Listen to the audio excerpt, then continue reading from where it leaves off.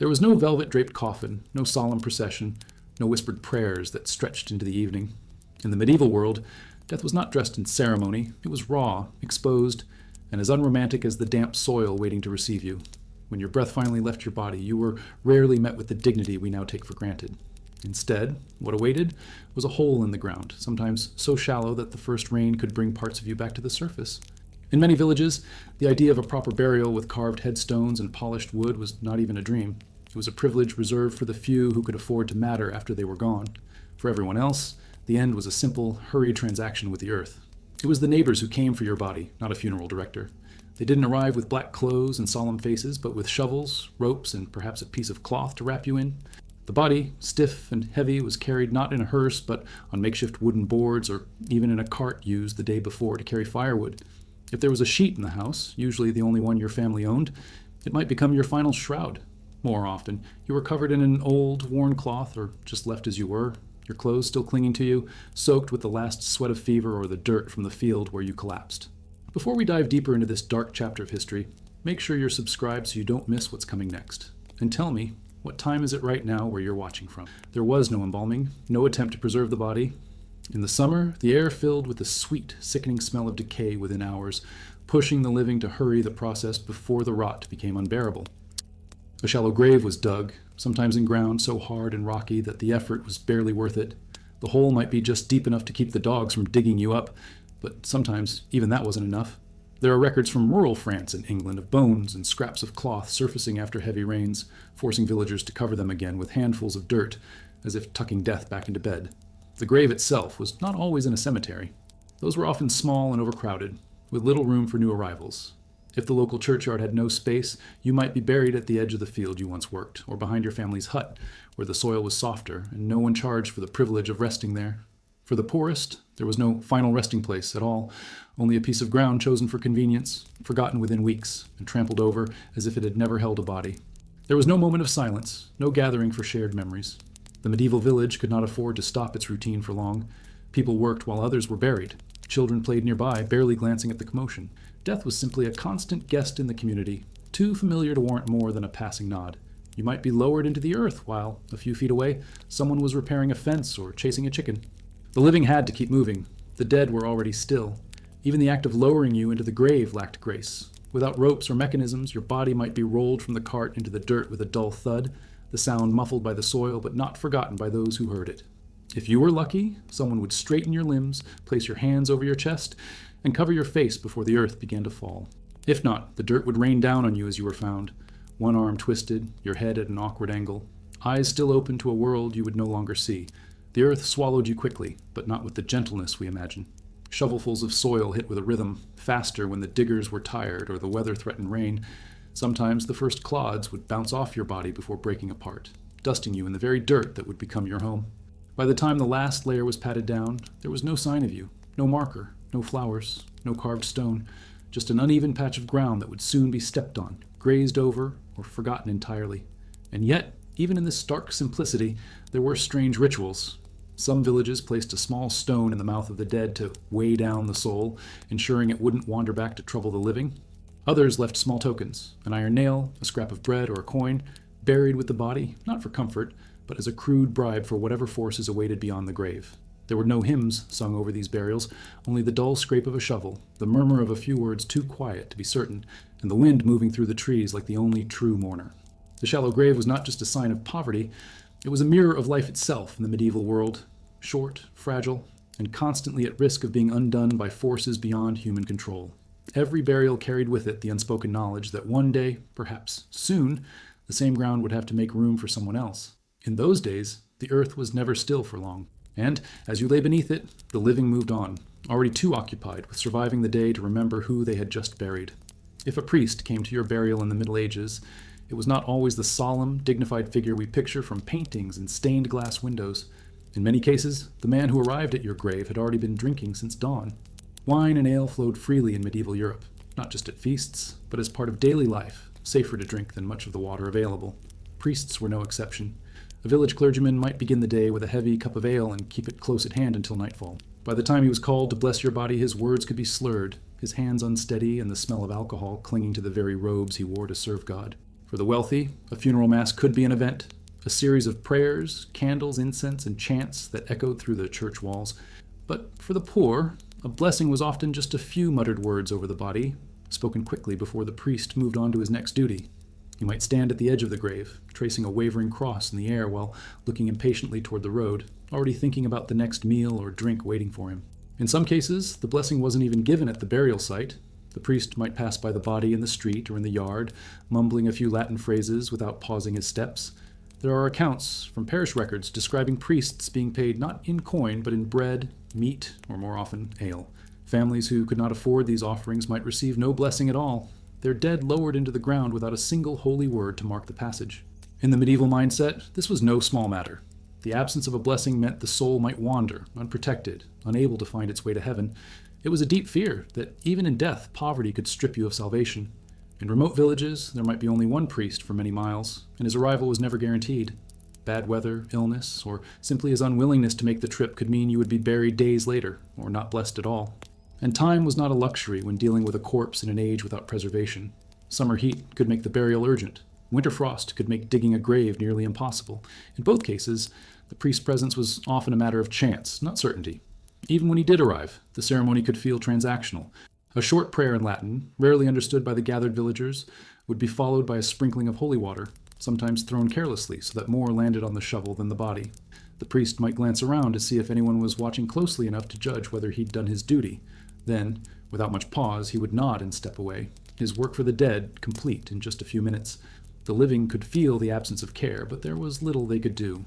In a world where the church held the keys to heaven, even a rushed blessing was better than none at all. There were moments, however, when drunkenness turned these farewells into something almost absurd.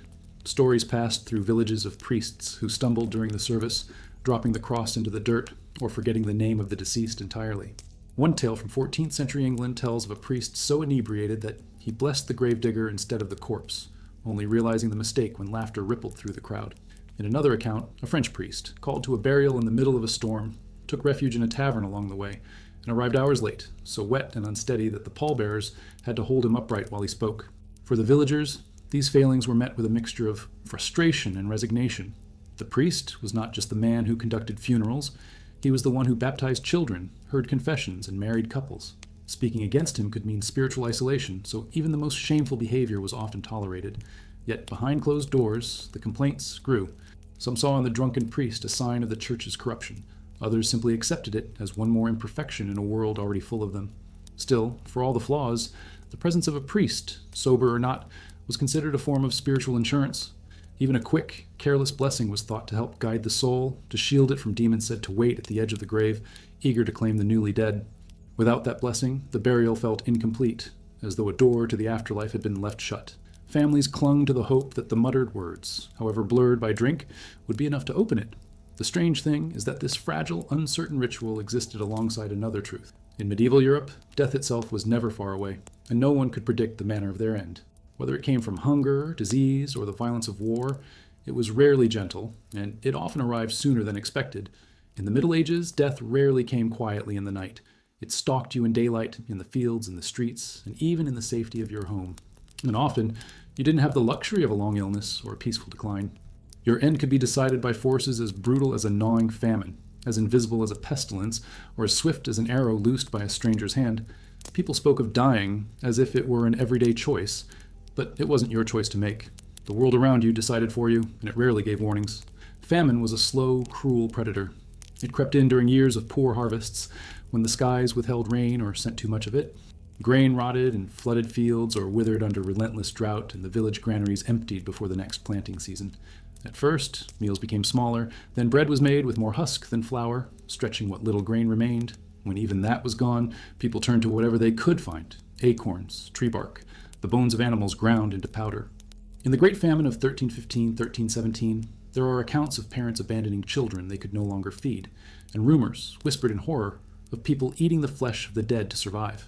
Starvation didn't just hollow out the body, it stripped away dignity, compassion, and the will to live.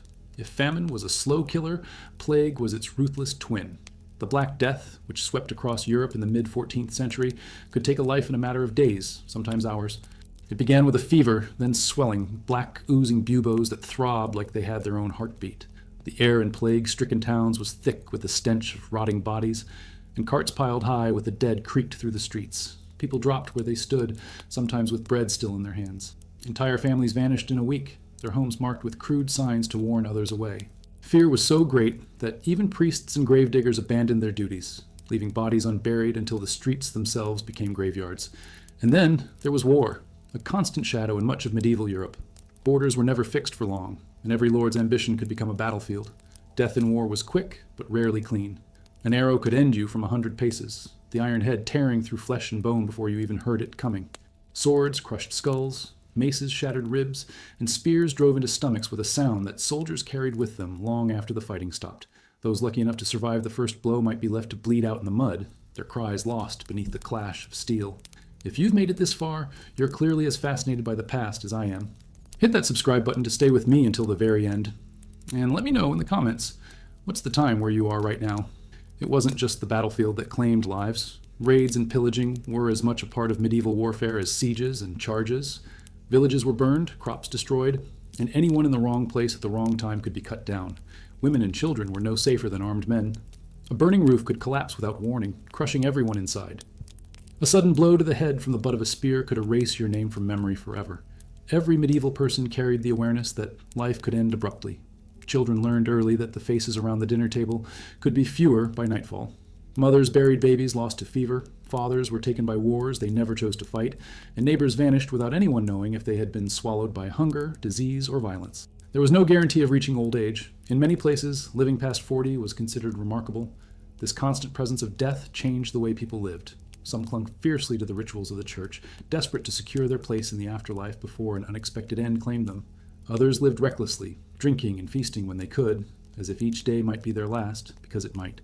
The medieval world was a place where the fragility of life was carved into every heart, and where every shadow might conceal the moment you would take your last breath. And yet, even with this awareness, most could not imagine just how crowded death truly was. For when famine, plague, and war had done their work, the living still had to decide where to place the bodies, and in those days, the cemeteries were already overflowing. By the time your body reached the cemetery in medieval Europe, space was already a luxury in short supply. These were not the quiet, manicured resting places we imagine today. They were cramped, chaotic grounds, hemmed in by church walls or the edges of the village, where the earth had been turned and returned so many times that the soil itself was thick with bone dust. Every inch was contested, not just by the living who wanted a proper burial for their dead, but by the dead themselves, layer upon layer of them, stacked and shifted over decades, sometimes centuries. The ground was never still for long. In cities where space was especially scarce, gravediggers often reused plots within just a few years, digging shallow pits directly into older graves. It was not uncommon for the first thrust of a shovel to uncover the skull of someone long forgotten, the hollow socket staring upward like a grim reminder of the cemetery's crowded memory. When this happened, the bones might be tossed aside temporarily, placed in a pile near the edge of the graveyard, to be collected later for an ossuary, a communal storage where human remains were stacked in neat, almost decorative arrangements. Ossuaries themselves became macabre landmarks. In some, bones were organized by type, skulls in one section, femurs in another, creating walls and patterns that spoke of both reverence and practicality.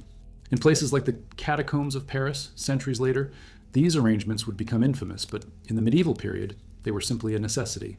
The living needed the space more than the dead did, and bones were, in the eyes of many, merely the remnants of a vessel that had already served its purpose. During times of plague or famine, even this grim organization fell apart. When death came faster than graves could be dug, entire sections of cemeteries became pits where bodies were heaped together without coffins, sometimes without even the dignity of a shroud. The living, desperate to protect themselves from disease, worked quickly, shoveling soil over the mound of corpses, even if it meant some remained partially uncovered. Heavy rains could wash away the top layer of soil, exposing limbs or fragments to the air, and it was left to the villagers to cover them again. For many, the sight of a skeletal hand or the curve of a ribcage poking through the dirt was not a shock. It was simply part of life. There was no guarantee that a grave would remain untouched. The value of land, even sacred land, was too great to allow for permanent rest.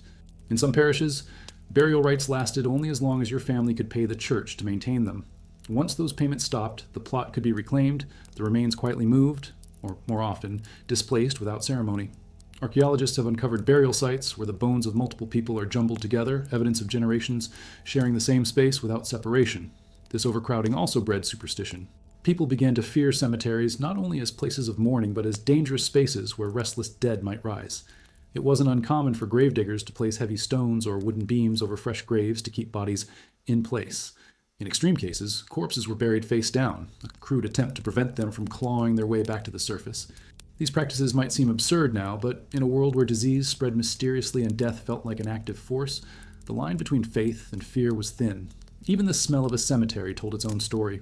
Without embalming, decomposition happened quickly, and in warm months, the air around a crowded graveyard could carry a sour, heavy odor that clung to the clothes and hair of anyone who passed by.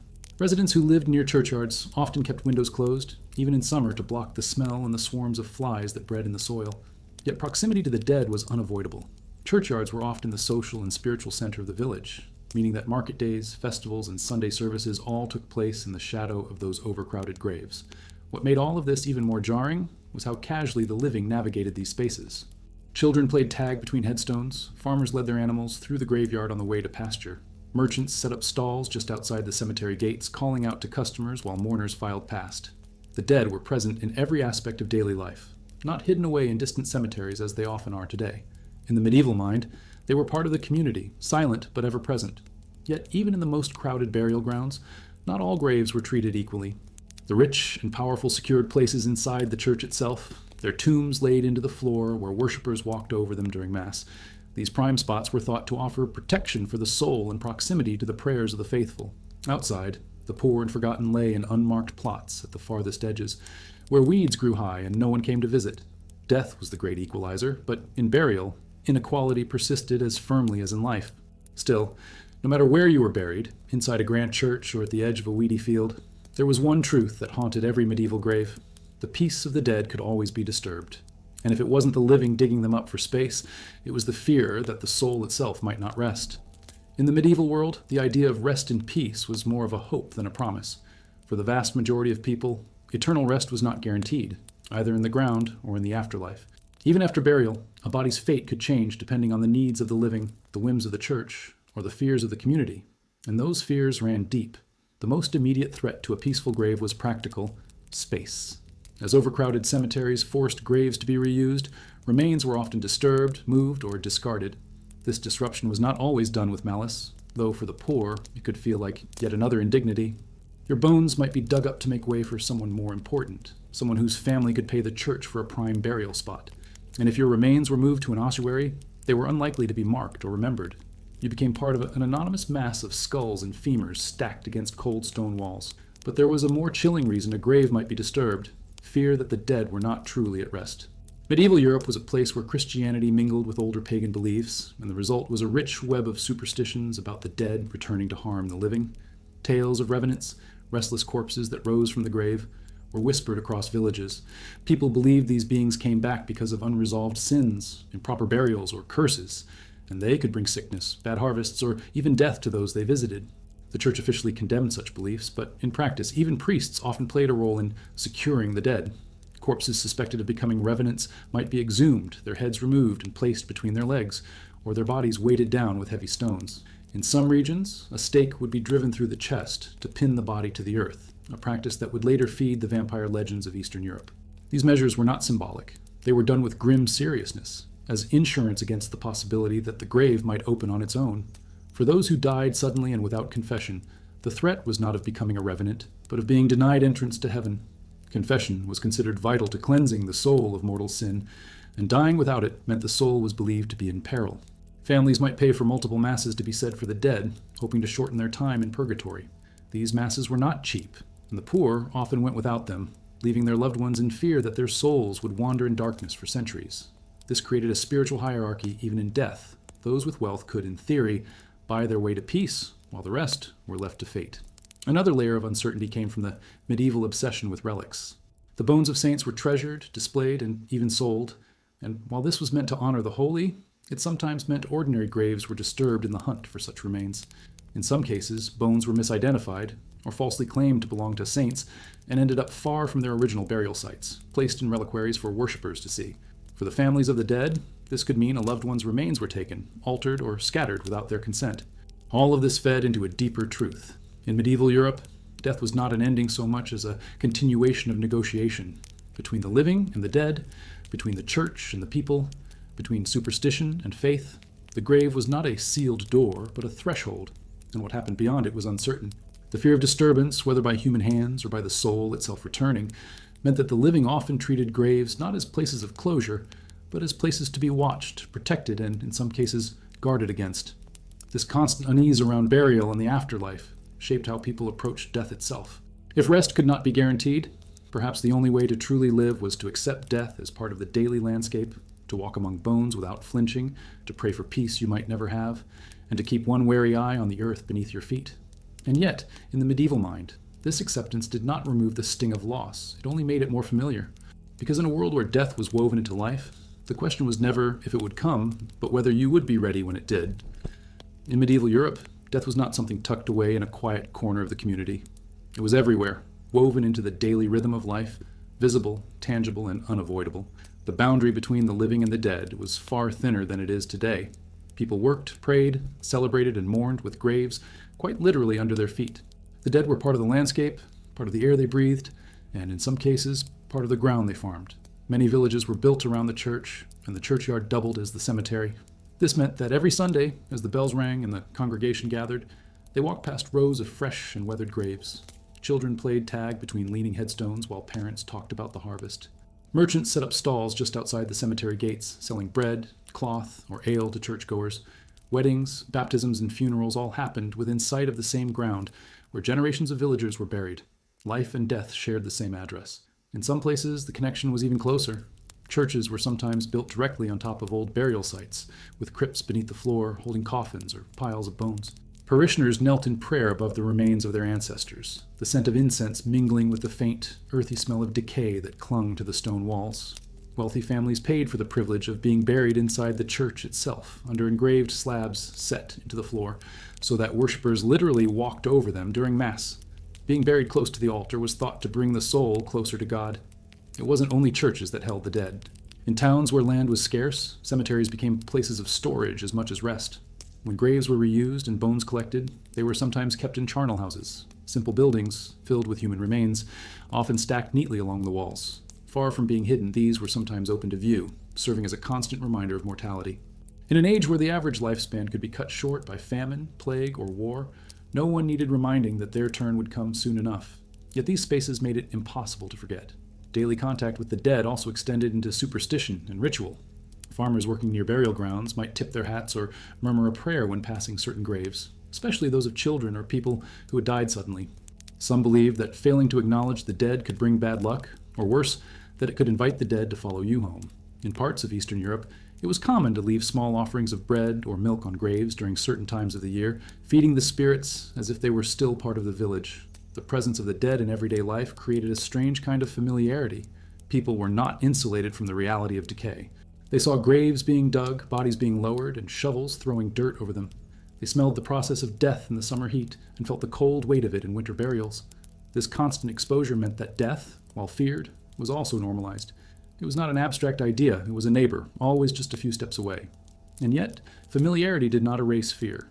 The living might share space with the dead, but they also believed in their potential to return. Folklore told of spirits lingering near their graves, watching the living or visiting their old homes. To guard against unwanted visits, some communities buried people with protective charms, iron nails, or even placed thorn branches inside the coffin. These practices reveal the paradox of medieval death culture. The dead were both part of daily life and a potential source of danger. Even the soil itself carried a sense of the dead's presence. In crowded churchyards, graves often sank over time, creating uneven ground where coffins had collapsed or decomposed. In rainy seasons, parts of older burials might resurface, a fragment of bone here, a scrap of cloth there, reminders that the past was never fully buried. Children sometimes collected small bones as curiosities, while gravediggers, accustomed to finding them, simply tossed them aside to make room for the next burial. This physical closeness between the living and the dead also shaped the medieval understanding of community. Death didn't sever ties, it relocated them. Ancestors were not distant figures in history, they were literally beneath your feet, in the same yard where you gathered for worship, market days, and festivals. The memory of the dead was not preserved in photographs or stories alone. It was embedded in the very places where life continued. But while this closeness brought a certain comfort, it also made death impossible to escape. Every celebration was held in the shadow of graves. Every prayer echoed off the stones of those who had come before. And as much as people accepted death as a part of life, they never stopped wondering what happened to the soul once it left the body.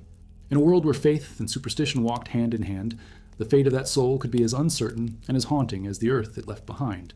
For the people of medieval Europe, dying without confession was not just a tragedy, it was a spiritual catastrophe. The final moments of life were seen as the most important of all, for it was then that a soul could be cleansed of mortal sin, ready to face God's judgment. Without confession, the soul's path was believed to be clouded, perhaps even sealed toward damnation. This fear was so deep that in many villages it shaped how people approached both life and death. Confession, or the sacrament of penance, was a lifeline. A dying person would summon a priest to hear their sins, grant absolution, and offer the final rites, last prayers, anointing with holy oil, and, if possible, the Eucharist. This was not a mere formality. In the medieval mind, this ritual was a spiritual passport, the proof that the soul was cleansed and ready for the afterlife. To die without it was to risk becoming trapped in purgatory for centuries, or worse, cast into hell forever.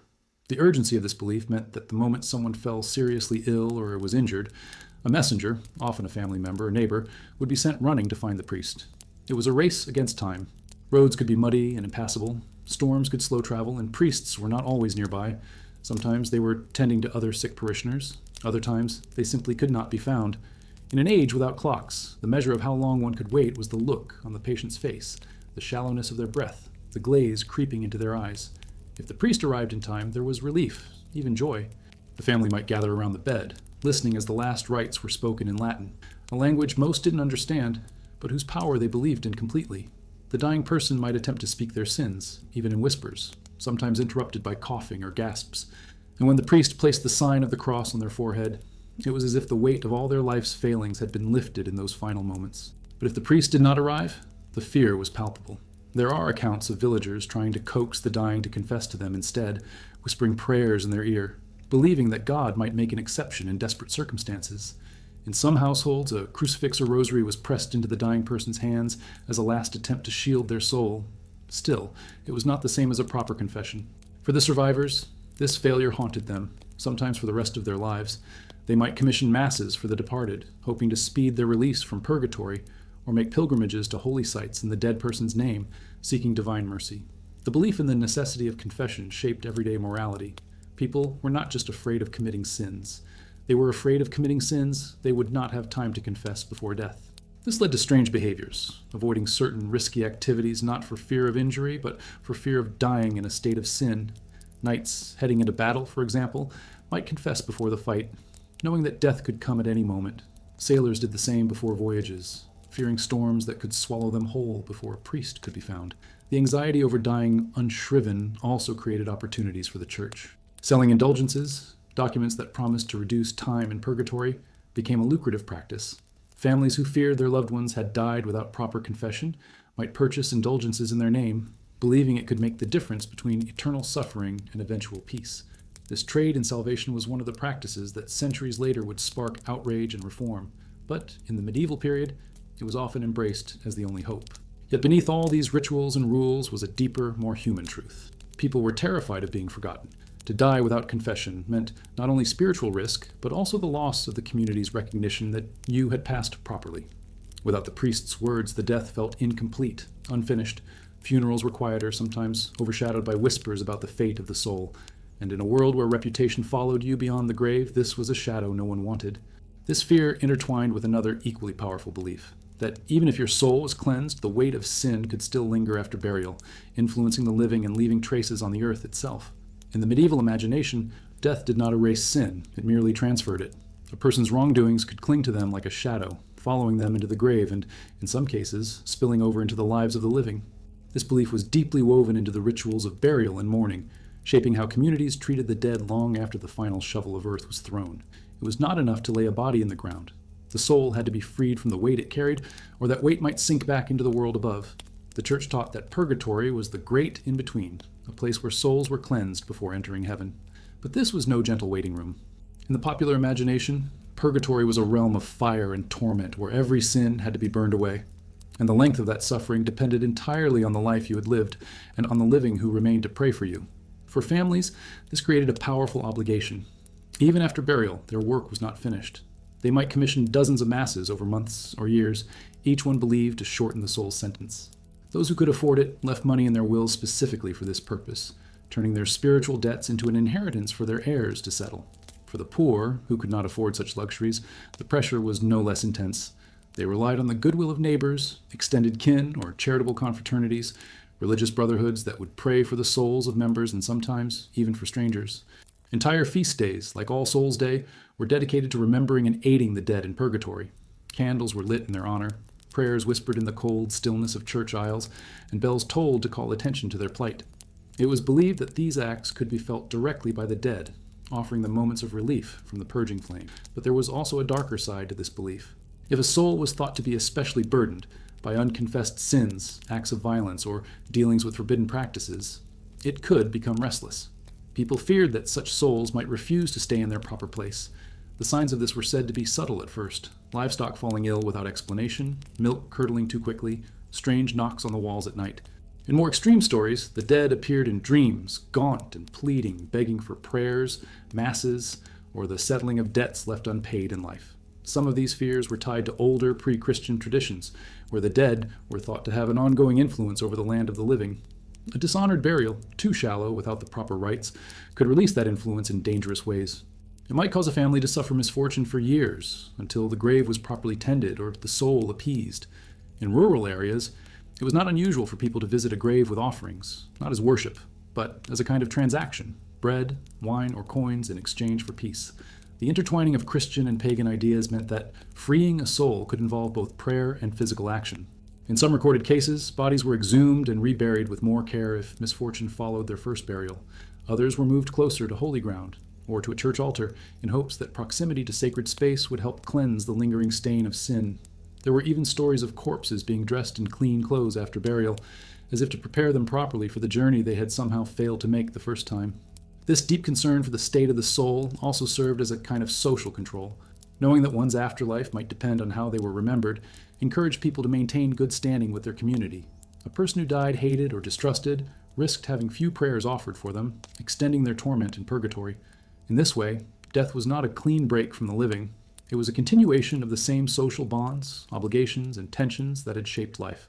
Yet even with these systems of prayer and ritual, there was never certainty. How could the living truly know if a soul had been freed? What if the prayers weren't enough? This doubt kept the fear alive, especially in times of mass death, when famine or plague created more dead than the living could possibly care for. In those moments, it seemed inevitable that some souls would be left to wander, their sins unpurged, their presence felt in the chill of night air or the uneasy silence of an empty field. And when fear reached its peak, when misfortune struck again and again, communities sometimes concluded that it was not the soul they needed to worry about, but the body itself, lying beneath the earth, waiting for the wrong moment to rise. The medieval cemetery was not a place of quiet dignity. It was alive with smells, sounds, and sights that most modern people would find unbearable. The air could turn heavy and foul long before you reached the gates, especially in the warmer months. Without embalming or sealed coffins, bodies decomposed quickly, and the scent of death seeped into the soil, the grass, and the very walls of the church. On humid days, it clung to clothes and hair, following mourners home like an unshakable shadow. Even the best-intentioned attempts to disguise the odor, burning incense, scattering flowers, could only mask it for so long before the reality bled through. This was particularly true in overcrowded churchyards, where fresh graves were dug between older ones, sometimes breaking into them.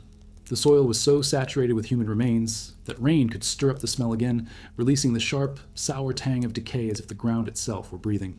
Villagers who lived near cemeteries often complained of the stench drifting into their homes, forcing them to shutter windows even on stifling summer nights. Flies swarmed in thick clouds over disturbed earth, and it wasn't unusual to see them crawling along the walls of nearby houses, drawn by the scent of death. Disease fears only amplified the discomfort.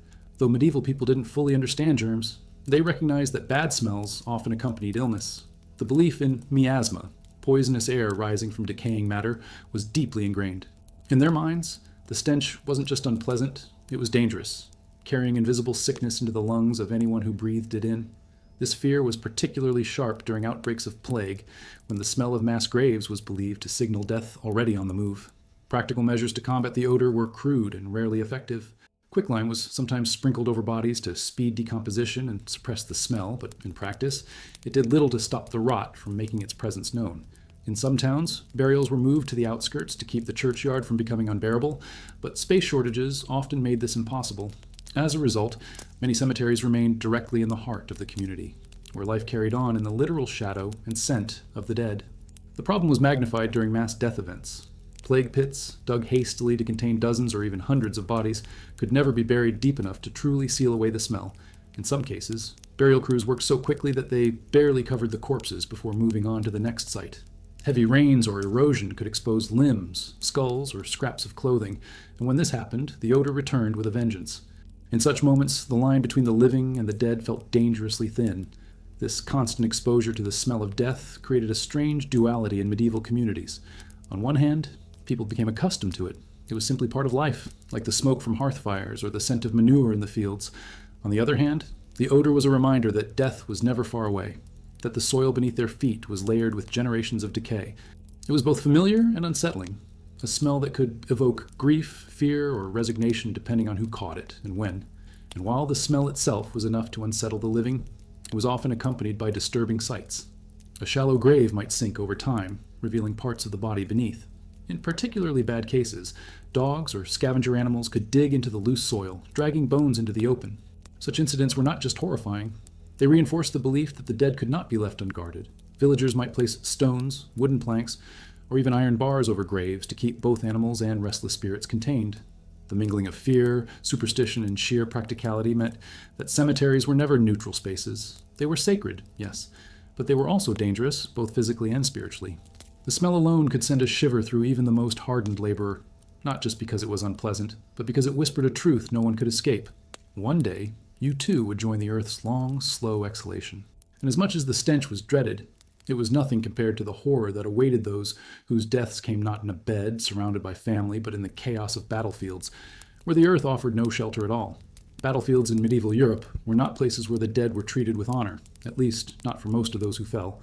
For the few high-ranking nobles, there might be an effort to retrieve the body, dress it in finery, and transport it home for burial in the family crypt. But for the common soldier, the fate that awaited was far more brutal, and often far from anything resembling a resting place. Death on the battlefield was swift for some, slow and agonizing for others, but for nearly all, the end came without the comfort of ritual, without a priest's blessing, and without the touch of familiar hands to close their eyes. When the fighting ended, the victors had little time or desire to bury the enemy dead. The focus was on looting the bodies, stripping them of weapons, armor, boots, belts, and anything else of value. Even clothing was taken, leaving the corpses naked and exposed to the elements. Gold teeth were pried from mouths, and jewelry was pulled from stiff fingers. It wasn't always greed that drove this. It was survival. In a time when equipment was expensive and hard to come by, the battlefield was the cheapest armory in the world. Once the scavenging was done, the bodies were often left where they fell. In summer, the heat quickened decomposition, the stench of rot spreading across the field within hours. Flies arrived in black swarms, laying eggs in wounds, turning the fallen into breeding grounds for maggots. In winter, the cold preserved the dead longer, their pale faces staring upward under frost, a silent army frozen in place. Either way, the battlefield became a place the living avoided, except for scavenger animals, wolves, dogs, and crows, that picked at the remains. Occasionally, mass graves were dug, but these were shallow, hurried affairs, meant more to keep disease at bay than to honor the fallen. In some cases, the bodies were simply piled together in pits, friend and foe alike, limbs tangled in ways that made them unrecognizable. Earth was shoveled over them quickly, but it was never enough to keep them down for long. Heavy rains could wash away the thin layer of soil, and bones would emerge, bleached by the sun and scattered by animals. Villagers near such sites spoke of finding skulls in the fields years later, turned up by the plow.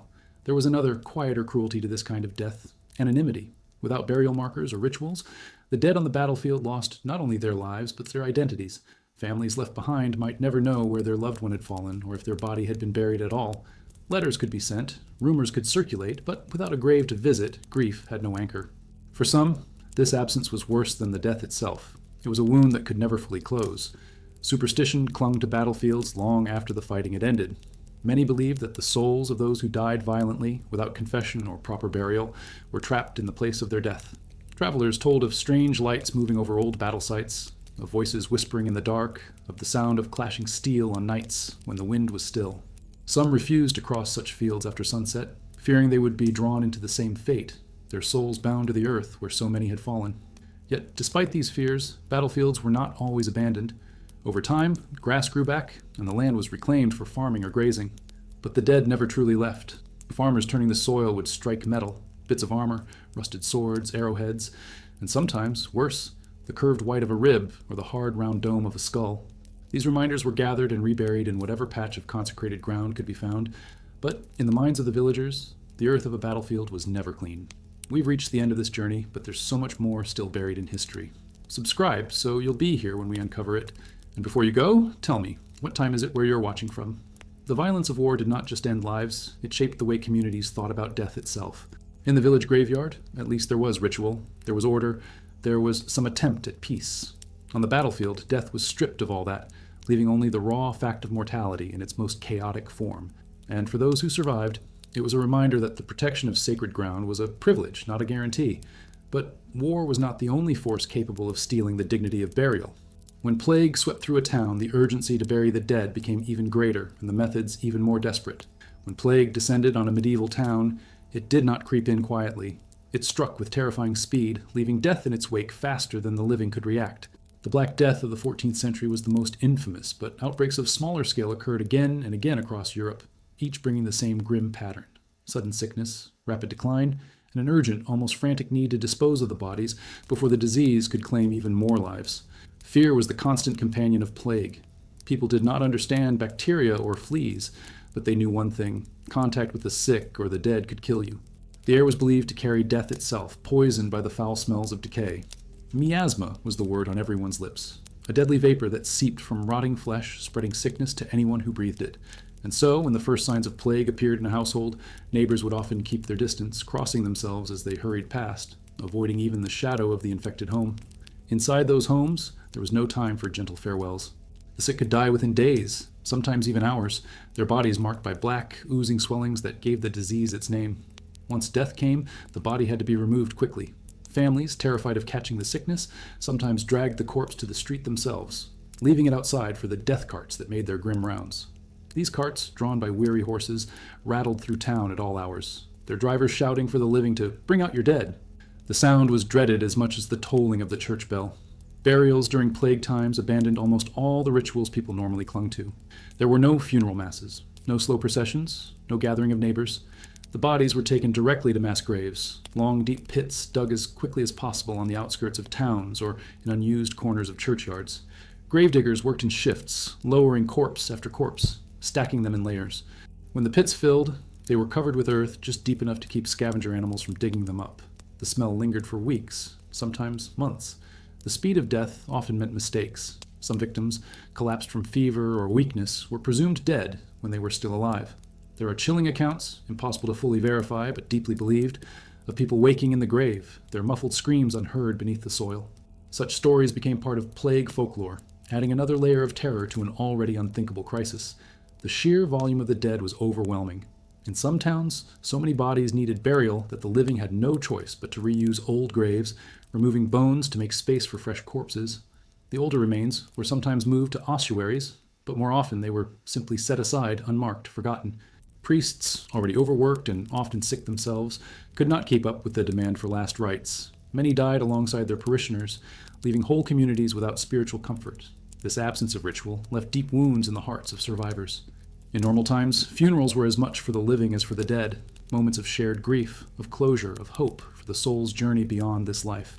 During plague years, that comfort was ripped away. People lost not only their loved ones, but also the chance to say goodbye. The dead disappeared into the ground without words, without blessings, without the dignity of being remembered by name. Fear of contagion even altered burial practices within the grave itself. In some places, bodies were buried with quicklime to hasten decomposition, in the hope that it would also kill whatever invisible force carried the disease. Others were wrapped in whatever fabric could be found, old sheets, cloaks, even straw mats, not out of respect, but to contain the fluids of decay. For the poorest, there was nothing at all, only the cold embrace of the earth. And yet, amid all this, the human instinct to mark death in some way never vanished completely. Even during plague outbreaks, some families risked lingering near the grave to say a hurried prayer or leave a small token, a sprig of rosemary, a coin, a scrap of ribbon. These gestures were dangerous, but necessary to those who feared their loved ones would be lost, not only in body, but in memory. But as terrible as the plague was, it was only one way that dignity could be stripped from death. There was another force, less predictable than disease, yet equally capable of erasing the boundaries between the living and the dead. The fear that, even after burial, the grave might not hold what it was meant to contain. In the medieval mind, the grave was never fully sealed. Burial was meant to separate the worlds of the living and the dead, but fear lingered that the boundary could be crossed, sometimes from above, by the living disturbing the earth, and sometimes from below by the dead themselves. This was not just a matter of superstition. It was an anxiety rooted in centuries of stories, rituals, and grim discoveries that seemed to prove the dead did not always stay where they were placed. Many of these fears came from a simple reality. Graves in the Middle Ages were shallow and the soil was often disturbed by animals, by erosion, or by gravediggers reusing the same plot for someone else. It was not uncommon for villagers to see skeletal hands or skulls poking through the ground after heavy rains. Sometimes these bones were collected and respectfully reburied. Other times they were left in place, a haunting reminder that the earth's hold on the dead was fragile. But in the imagination of the time, such appearances were not always blamed on nature. They were often seen as signs that the dead had risen. The idea of the restless dead was deeply ingrained in medieval European culture.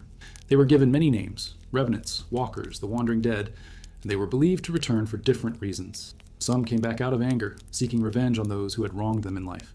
Others were thought to rise because they had been buried improperly or without the proper rites, their souls unable to find peace. In certain villages, sudden outbreaks of disease or unexplained misfortunes were blamed not on God's will or bad luck, but on a corpse refusing to stay in its grave.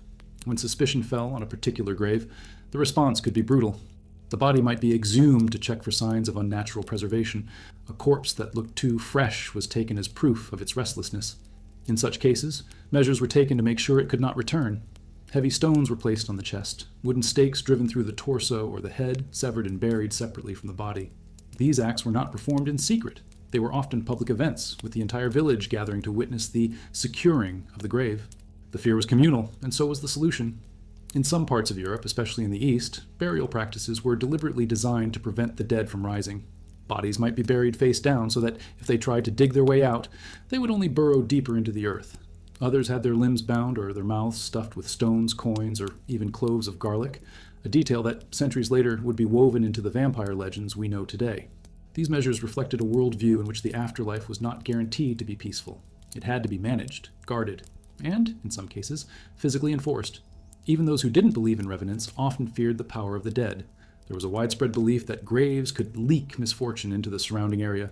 Crops might fail if buried too close to a cemetery, or a home built over old graves could bring sickness to its inhabitants. These fears sometimes dictated where people lived, farmed, and built their churches, shaping the very layout of medieval towns. Yet necessity often overrode superstition. Land was scarce, and so homes and farms frequently sat directly on top of forgotten burial grounds. There were also tales of the dead being disturbed not by their own will, but by the living in search of something. Grave robbing was a reality in the Middle Ages, fueled by the value of burial goods and, in some cases, the bodies themselves. Physicians, alchemists, and those practicing forbidden arts were rumored to dig up corpses for study or ritual.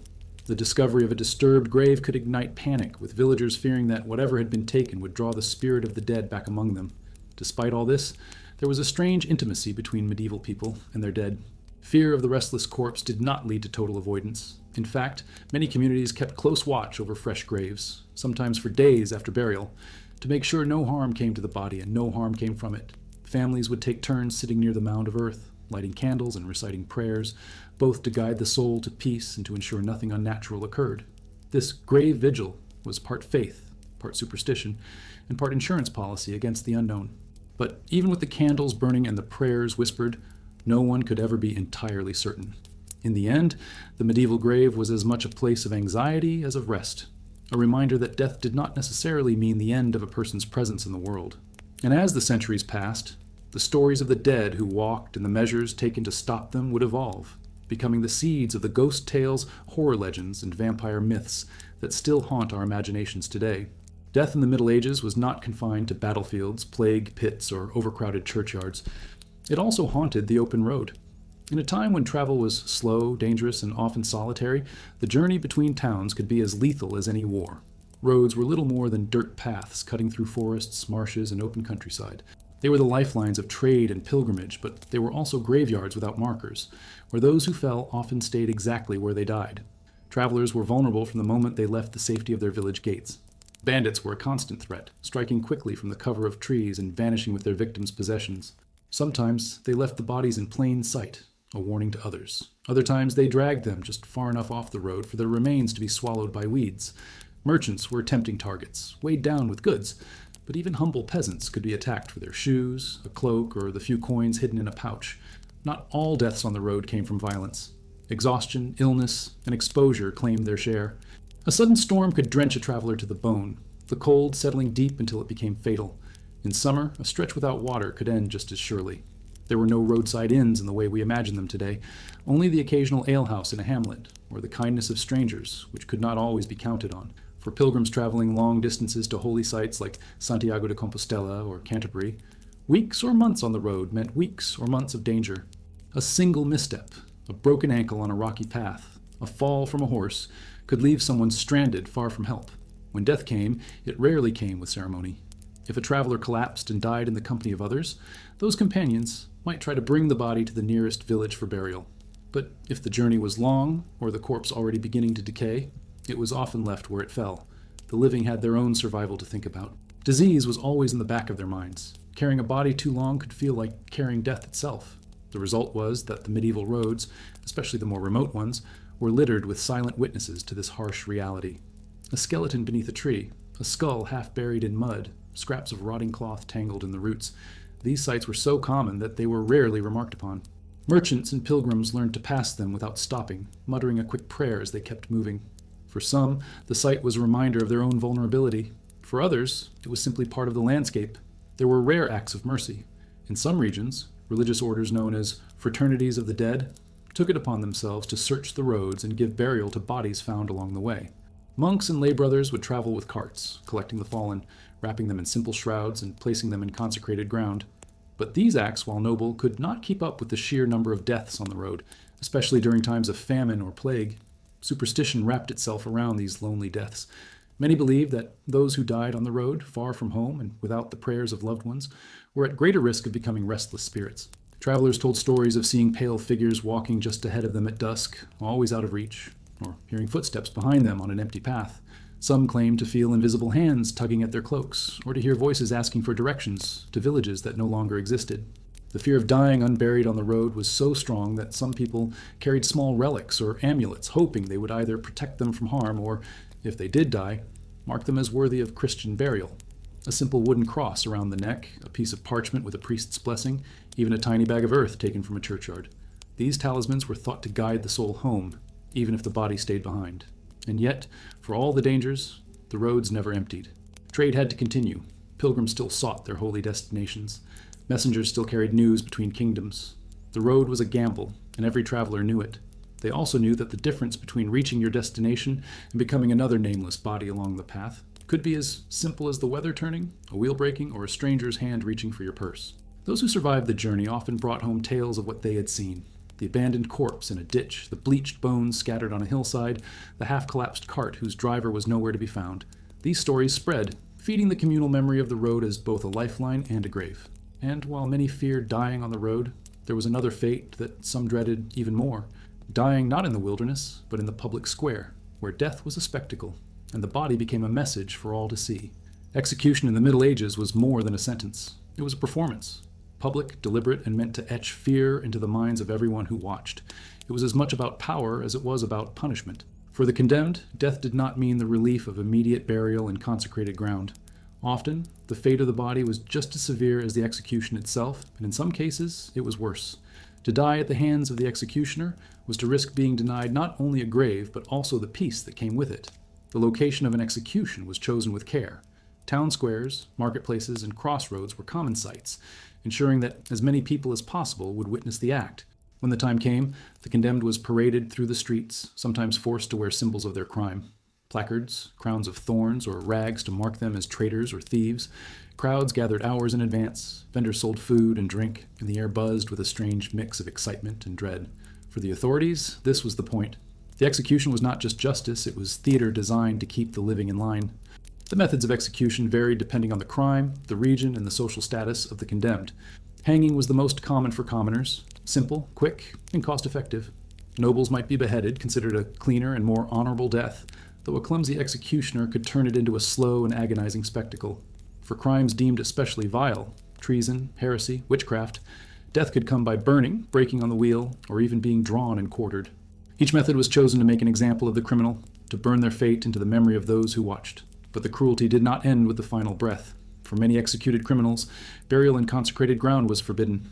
The church often refused rites for those who died in a state of mortal sin or who had been excommunicated, and secular authorities were eager to make their bodies into warnings. Gallows and gibbets were built not just for executions, but for displaying the remains afterward. Corpses were left to hang for weeks, the skin shrinking tight over bone, clothing rotting away in the wind. As they decayed, they became grotesque markers on the landscape, visible from the roads leading into town, reminders that justice was swift and merciless. Sometimes, only parts of the body were displayed. The heads of traitors might be spiked on the city gates, their faces blackened by sun and weather. Limbs could be nailed to posts along busy roads, each one labeled with the name and crime of the person it had belonged to. This scattering of remains was intentional. It spread the warning far and wide, making it impossible to enter or leave the town without being confronted by the consequences of defying authority. The psychological impact of these displays was immense. Parents brought their children to see them, pointing and explaining that this was what happened to thieves, rebels, and murderers.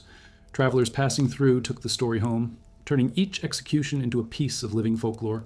The condemned, even in death, became unwilling messengers for the law. There were other, less visible consequences for the dishonored dead. Without burial in holy ground, the soul was believed to be at risk of eternal damnation. In the medieval worldview, the grave was not just a place for the body, it was a gateway for the soul's journey.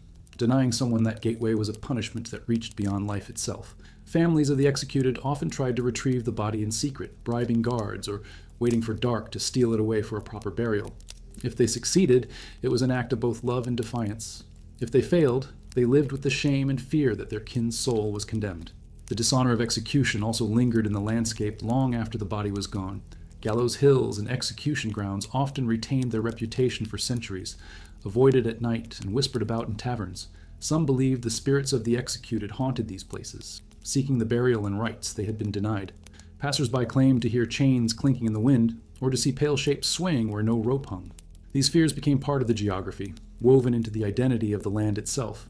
And yet, the display of executed bodies was not the only way nature and fate could disturb the dead. Even those who had been buried properly, with rites and in sacred ground, were not safe from the forces of the earth. Floods, storms, and the unrelenting power of weather could unearth graves and return the dead to the world of the living in ways both shocking and unforgettable. Storms and floods in the Middle Ages could do more than destroy crops, homes, and roads.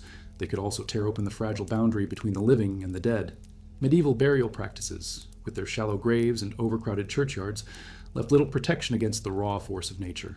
When the rain came hard and the rivers swelled, the earth loosened, graves collapsed, and bodies, sometimes freshly buried, sometimes centuries old, were brought back into the world in ways that horrified those who saw them. In low-lying villages near rivers, heavy storms could transform the churchyard into a churning swamp. Water seeped into graves, loosening the soil and washing away whatever covered the coffins. In many cases, there were no coffins at all, just bodies wrapped in shrouds that dissolved quickly under the relentless assault of rain and mud. It didn't take long before limbs or skulls began to surface, carried by the current that swirled through the graveyard. For villagers, the sight of familiar faces, or what was left of them, floating in the muddy water, was enough to send shivers through even the most hardened souls. When floods were severe, the problem extended beyond the cemetery. Coffins, if they existed, could be lifted whole from the ground and swept downstream, sometimes drifting for miles before coming to rest. There are recorded accounts of bodies being found tangled in riverbanks or lodged against bridges, their burial shrouds trailing like ghostly banners in the current. After great floods, towns along the river might find themselves gathering remains that had not originated in their own cemeteries, leading to hurried makeshift reburials with no idea of who the dead had been. These events were more than just disturbing, they were dangerous. The medieval belief in miasma, the deadly bad air thought to rise from rotting matter, made contact with the dead a source of deep fear. People worried that the floodwater itself had become infected, carrying disease into homes, fields, and wells. Even in winter, when cold temperatures slowed decay, there was dread. The presence of the dead outside their proper resting places was seen as a disruption to the natural and divine order, one that could bring spiritual as well as physical consequences. In coastal towns, storms could have an even more dramatic effect. Erosion along cliffs and shorelines sometimes exposed ancient burial grounds, sending bones tumbling onto the beach. After certain tempests, villagers might find human remains scattered among the seaweed and driftwood. Fishermen pulling in their nets told stories of catching more bones than fish in the days following a violent gale. Such scenes blurred the line between land and sea, between past and present, and they were often woven into local folklore as omens of further disaster. Reburial after such events was a complicated affair. The church insisted that all recovered bodies be returned to consecrated ground, but identifying individuals was often impossible. Entire pits were sometimes dug to hold the remains collected after a flood, mingling strangers together in a communal grave. In some cases, the same storm that had unearthed the dead also destroyed the churchyard walls, leaving it open to further damage in the future. For small communities, it was a grim reminder that no matter how carefully they buried their loved ones, nature could undo their work in a single night. These incidents also fed superstitions. Many believed that the disturbance of graves by water or wind could awaken the spirits of the dead, angering them or driving them to wander. If misfortune followed a storm, failed harvests, outbreaks of sickness, or accidents, it was sometimes blamed on the dead being displaced and dishonored. In an attempt to appease them, villagers might light candles along the floodplain or place offerings of bread and wine where the bodies had been found. The psychological impact was lasting. A storm might pass in a day, but the memory of bodies adrift in the streets lingered for generations. Children grew up hearing stories from their parents about the year the dead walked in the water, and travelers passing through were warned to respect certain places where the earth had once given up its dead. Such events became markers in a community's history, just as significant as battles or famines. Yet, as much as storms and floods could scatter the dead, they also reinforced one of the most enduring truths of the medieval world. The grave was never entirely secure. Whether disturbed by human hands, gnawed open by animals, or torn apart by the forces of nature, burial was always temporary. And in a society where death was already so close to daily life, this impermanence only deepened the fascination and the fear surrounding what lay beneath the earth. And perhaps that is why, in so many medieval villages, there were quiet traditions, whispered more than spoken, about how to protect the dead from being disturbed again. Traditions that would eventually evolve into the strange, ritualistic practices designed not just to keep the dead in place, but to keep them from coming back at all.